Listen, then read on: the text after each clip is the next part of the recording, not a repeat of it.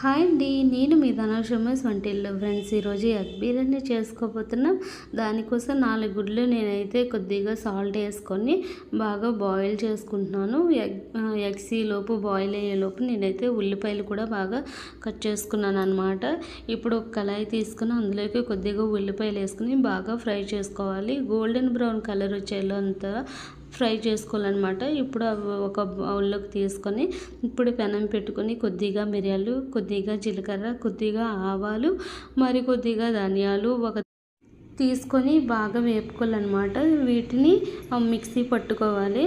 ఇప్పుడు అదే కళాయి తీసుకొని ఆ 4 గుడ్లు వేసుకొని కొద్దిగా పసుపు, 1 టేబుల్ స్పూన్ కారం వేసుకొని బాగా వేపుకోవాలన్నమాట.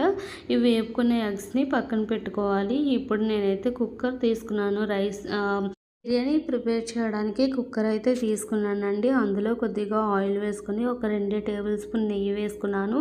జాజికాయ, లవంగం, మిరియాలు, దాల్చిన చెక్క, తర్వాత బిర్యానీ ఆకు అవన్నీ వేసుకొని నేను కట్ చేసుకున్న ఆనియన్స్ కూడా వేసుకున్నాను. అల్లం వెల్లుల్లి పేస్ట్, కొద్దిగా పచ్చిమిర్చి అండ్ కొద్దిగా పుదీనా కూడా వేసుకున్నాను.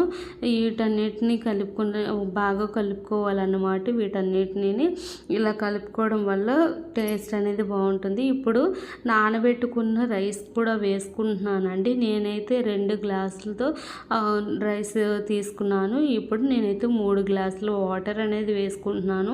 3 గ్లాసులు వాటర్ ఎందుకంటే వేసుకుంటున్నానంటే ఆల్రెడీ రైస్ సగం వరకు బాగా నానింది కాబట్టి అందులోనే కొద్దిగా నేనైతే అందుకోసం 3 గ్లాసులతో వాటర్ అనేది తీసుకున్నాను. కొద్దిగా కారం వేసుకొని నేనైతే మూత పెట్టేసుకుంటున్నాను. ఒక 2 విజిల్ ఒక విజిల్ వచ్చిన తర్వాత నేనైతే రైస్ కొద్దిగా మూత తీసుకొని ఎగ్స్ అనేవి వేసుకుంటున్నాను అన్నమాట.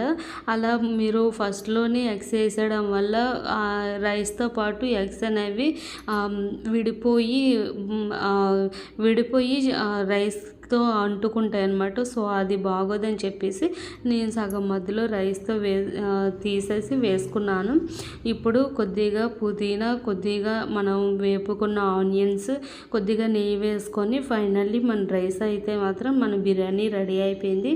So thank you so much అండి.